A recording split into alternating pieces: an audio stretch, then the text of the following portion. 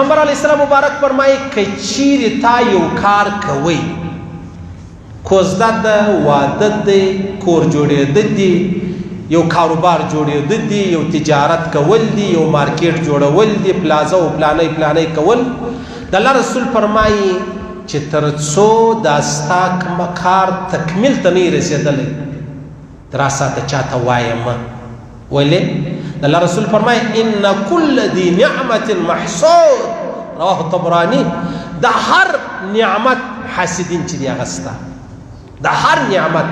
ته به غواړې چې زه د چا بچی ته مرکه ورکړم، د زوی دپاره بیا وغواړم، نو که تا خلک خبر کړو هغه وختي راځي څه چمپه کوي، خبروي سړی را روان دی، مه کوه، خیال کوه.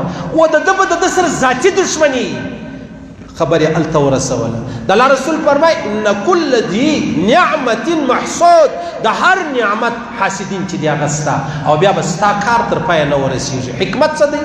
حکمت دا دی چې یو سړی دعوه وختي وکړي چې زه پلانی کار کوم، او بیا چې شوسي بیا نو کار خو نه ورسېدی، جهان به وایي دا ډېر لوی دروغجن دی، دا ډېر لوی دروغجن دی. بیا خلک باور نه پکې ډول زه پلانی کار کوم، پلانی کوم، بیا خلک په ده باور نه کوي. د الله رسول فرمایي چاته وایه مه. وختي کې یو وخت چا ټلیفون راوکړ، چیرې یم؟ هل ګوره چیرې یم، خیر زما ضروري په کار یې راس. نو ما هم په منډه هغه 15-16 کاله مخکې خبره ده، په منډه ځان ورسېدم، ویل حج لره ځو. وخت موږ حج لرو نه وتللي، حج لره ځو. و ماشاءالله الحمدلله، الله پاک ته مې حج لره بوځي.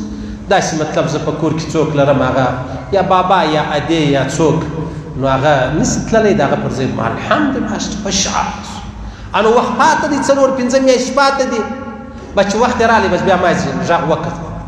نو دا زه خو نو چې رالم قرآن په جمعه کې وویل داسې انشاءالله حج له روان یم، چا اراده داسې مطلب واده را سره وکړه چې کله یې ځای را ورسېد د حج، نو زه ورلم دوکان جوړ یې په خیر یا جسم. و الحمدلله څنګه سنو د حج کاغذا مغزان جمع کېږي.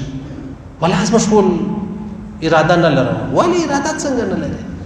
والله اول زه چې خپله چې حج وکړم بیا مې دا اراده د درواغ به نه وایم، دا 2 نمبري شیان به نه کوم. نو بس ما بابا هم د هغه رقم ولو چې دوکانداري یې کوله، مطلب درواغ شیان یې کول، چې حج له ولاړې بیا یې درواغ پرېښول. بس نو زما هم دا وای وا خدایه پاک په څه عذاب اخته سو. نو موږ خو واستوه د مور پر ځای پلاکه ترتیب نه، خدای مې تباه کړه، دروغجنه، دکهبازان، چلبازان، جهنمیان، پراډیانو، دا د زما سره د خپل بابا یا ادې د حج په مسله کې دال دی. نو په نورو کې مې څه په نورو کې ما ته ډېر خلکو د مسجد کې دوکې راکړلې، ډېر خلکو چې زه یې راسم یو دانه به در ښیم. نو ما ورته ویلې دا دې د مسجد سره دال دی، د امام بارګاه سره به دې څه دا دې د مسجد سره صحیح سو دوکهبازان، چلبازان. الله اکبر. الله دې هدایت راته وکړي، الله دې هدایت راته وکړي. نو چې کله ته یو کار کوې چاته وایه مه، کار چې ورسېدی ځه خپل کار په مخه واخه، کنې خلک وایه دروغجن دی ورور، لکه زه چې پر دروغجن پېښ شو، از ما خبره هم لاړه ختمه شوله. نو بیا او ډېره زوروره خبره ده ډېره. پیغمبر علیه السلام مبارک چې کله هجرت کوئ نو رالی سره غرمه وه، پټو یې پر سر اچولی وو. نو حضرت ابوبکر صدیق ته یې ویلې چې کور ته رالی، ول ته دا کوچنیان یو خواته که یو مجلس درته کوم. ول یا رسول الله زموږ د کور کوچنیان دي، دا انشاءالله مشکل نشته. ول ځو روان یو هجرت کوو. او هجرت کوو.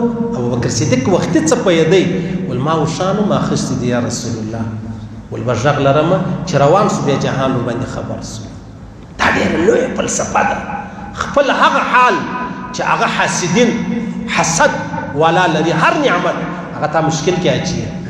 د الله رسول فرمایي دا حسد نه دی. حسد دې ته ویل کېږي چې زه هم کش کې د پلانې ځواني الله جنې اخیستی وای، موټر یې جنې اخیستی وای، کور یې جنې اخیستی وای، اولاد یې جنې اخیستی وای، دا ښه صحت یې جنې اخیستی وای، دا موټر یې جنې اخیستی وای، دا اولاد یې، دې ته حسد وایي. او اولنی حسد چې کړی دی هغه شیطان کړی دی. نو پیغمبر صاحب فرمایي دا حسد د انسان ګناوې داسې، د انسان نیکۍ داسې ورسوځي لکه وچ بوټ چې اور ورواچي، وچ بوټ سړی اور ورواچي. څه زوروره مشوره ده د محمد رسول الله، څومره د خیر ډکه ده. الله اکبر.